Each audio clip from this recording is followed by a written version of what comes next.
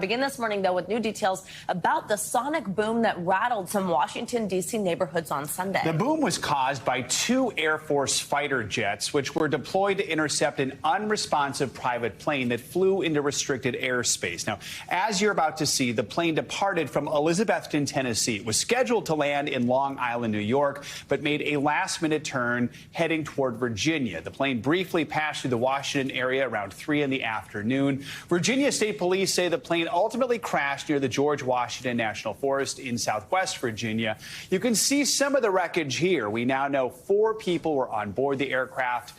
No survivors have been found so far. As military jets scrambled to respond, many people took to social media to share their experience of that sonic boom. Some say the sound was loud enough to briefly shake their homes.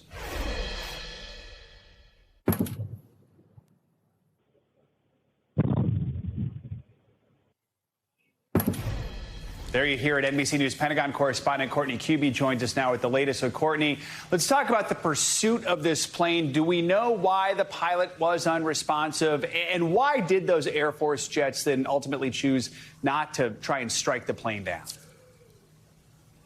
So the rules for when the U.S. military would potentially bring down an aircraft like this are classified. It's considered what the military calls rules of engagement that they don't share with us because they don't want people to potentially know how far they can push the envelope before they would be shot down in a case like this. So the short answer is we really don't know. Now, I can tell you the commander of U.S. Northern Command has spoken in open testimony and in public about the fact that he has the authority, if there is a real threat, he has the authority to take out an aircraft like this. So if it was headed right towards the U.S. Capitol or the White House, somewhere in D.C., at a low enough altitude that it could potentially strike quickly, he has the authority to take it out. But what we saw happen here was this plane that was moving along, the pilot was unresponsive. It's not really clear whether there was a medical emergency on board or what exactly happened yet. The pilot not responding and was heading in and was moving in a somewhat erratic way towards Washington, D.C. The U.S. military scrambled those F-16 fighter jets from Andrews Air Force Base, causing that sonic boom. Now, they were in this case, because the situation was so uncertain, they were authorized to fly at supersonic speeds. That's why so many people in the D.C. area heard that sonic boom when they flew, basically faster than the speed of sound, causing that loud sound. It sort of sounds like thunder. And I will say some people even thought it might be an earthquake because if you're close enough to it when it occurs, it can even make the ground shake nearby. So the F-16s, when they came upon that aircraft, they even fired off flares to try to get the pilot's attention. Those flares don't fall to the ground and hurt anyone. They basically burn up in the air. But the pilot never responded, ultimately flying down towards southwestern Virginia and crashing into a forested mountain area, Joe. So, Courtney, of course, the NTSB, the National Transportation Safety Board, is already investigating this. What will they be looking for? Are there any early theories?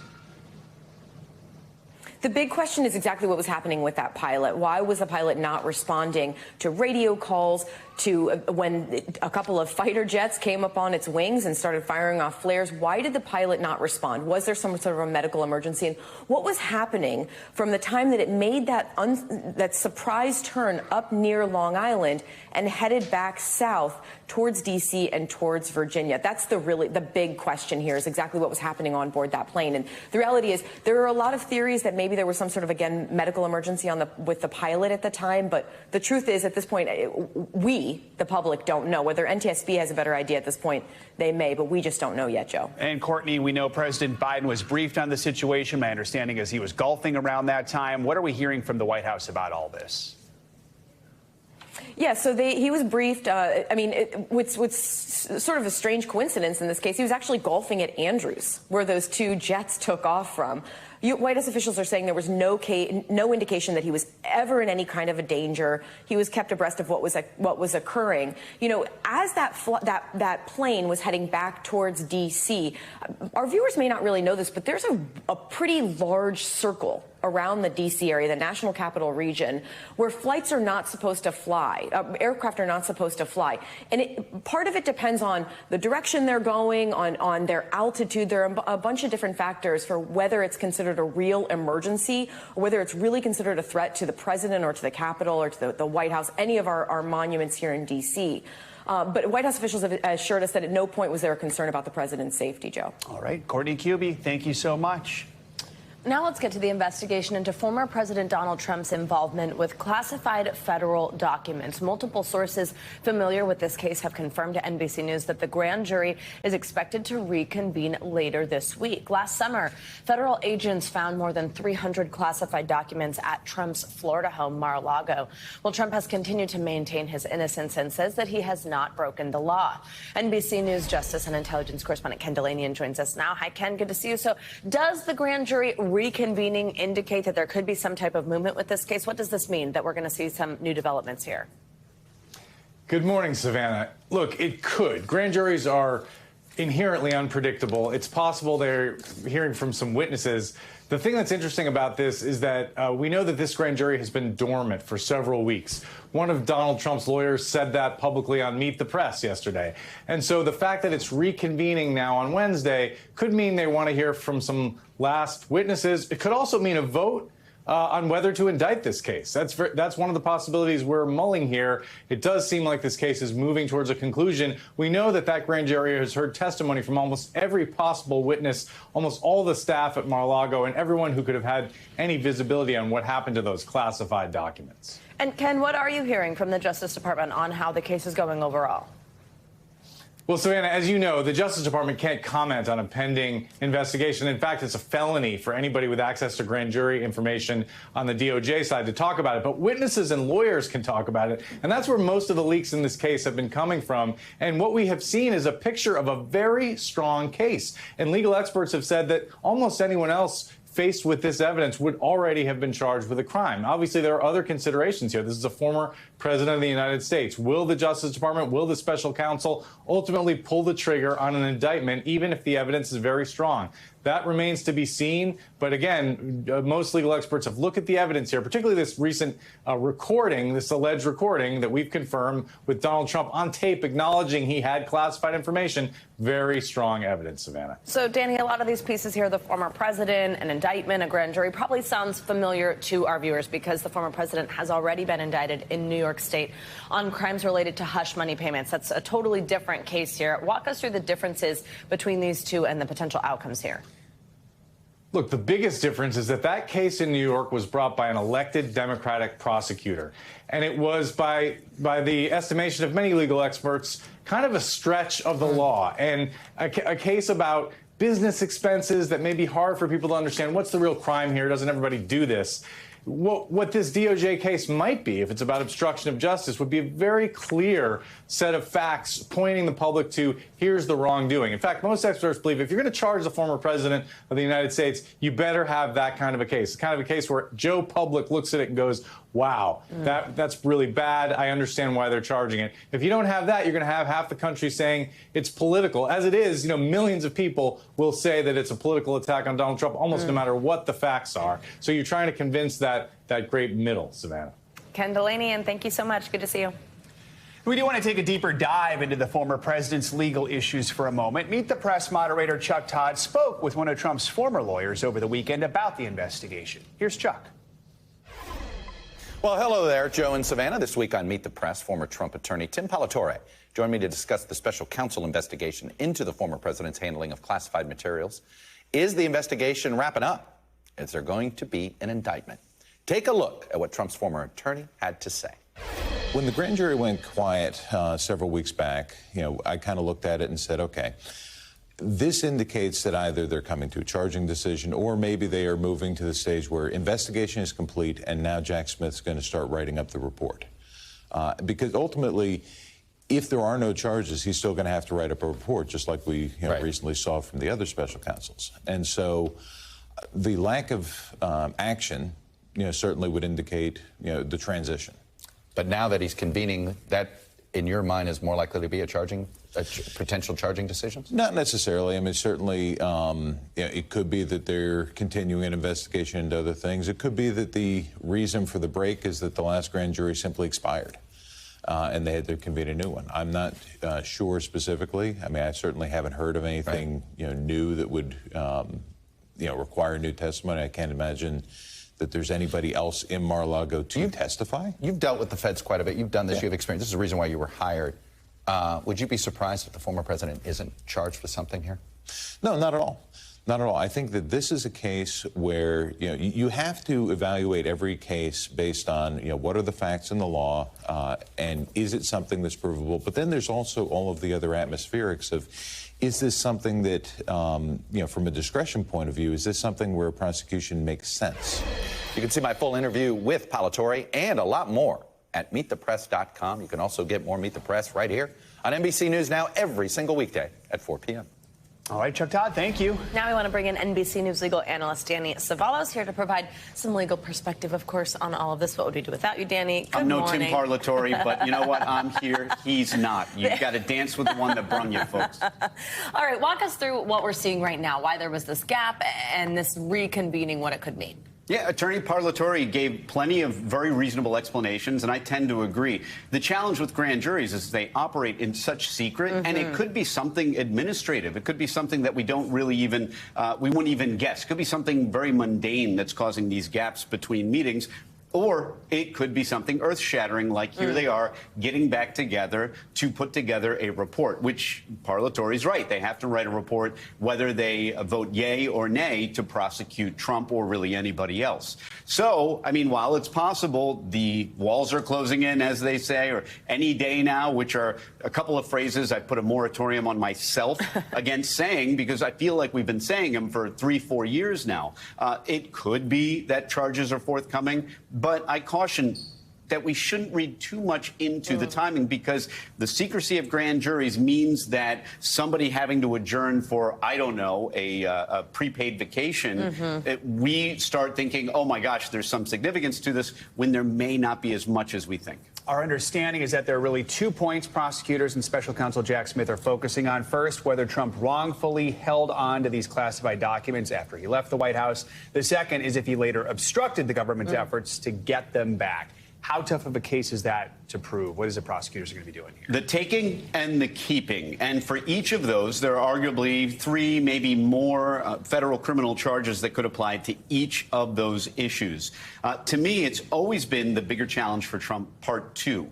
Keeping those documents after it appears that he was notified that the documents needed to come back or that the documents weren't his. And the reason I say that is that in either case, I think it's pretty clear we can prove there were documents. The documents left the White House. The documents ended up in Mar-a-Lago. But we all know now that prosecutors need to prove a lot more than that. That is the physical aspect, right? The actus reus, as we call it in the law. Next is what is in Latin called the mens rea, the mental element. And that's always the harder thing to prove. Fortunately for prosecutors, Trump is helping them out when he goes on air at CNN town halls and talks about what was in his heart and his mind when the documents were removed. Make no mistake about it. Statements like that on national TV are why lawyers like me tell our clients, here's a good rule of thumb. Don't ever, ever, ever, ever, ever, ever, ever say anything publicly about your case. As much as you think you may be helping your case, more words is always worse than less words. And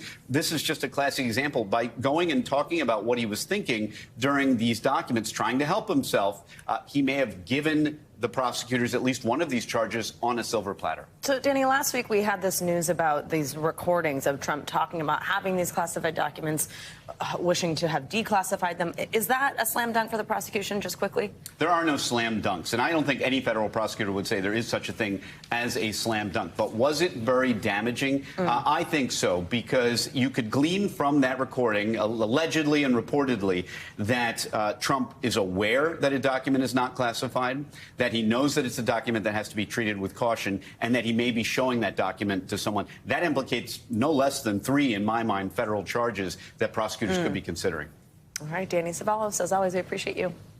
In the race for the White House, the field of Republican candidates running for president is expected to grow this week, with more officially announcing their campaigns. For more on that in the busy week ahead, let's bring in NBC News Chief White House correspondent Kristen Welker. Kristen, good morning to you. So we got 2 more Republican presidential candidates set to formally announce: former Vice President Mike Pence, former New Jersey Governor Christie. What can we expect from them and their campaigns as they try to break through a crowded field with a clear frontrunner? Hi, Joe and Savannah. Well, good morning to both of you. Look, I think you're going to see two very different approaches here. Former New Jersey Governor Christie was, of course, one of former President Trump's staunchest supporters, but now he's really broken with the former president, and he's become one of his sharpest critics, quite frankly.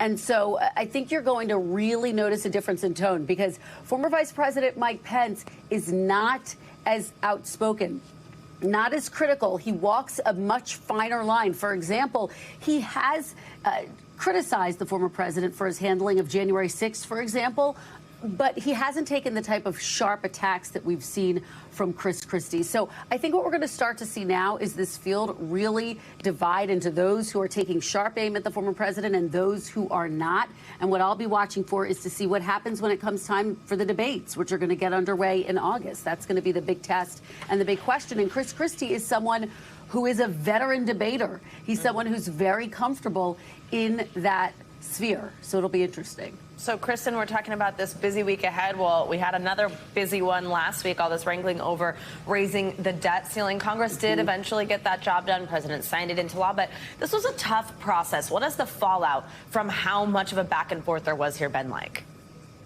Well, look, I think the end result was you did get this bipartisan bill passed, this agreement to both raise the debt limit and also to essentially suspend or cut spending. So from that perspective, I do think that both sides are claiming victory, and they avoided a default, which was the goal here.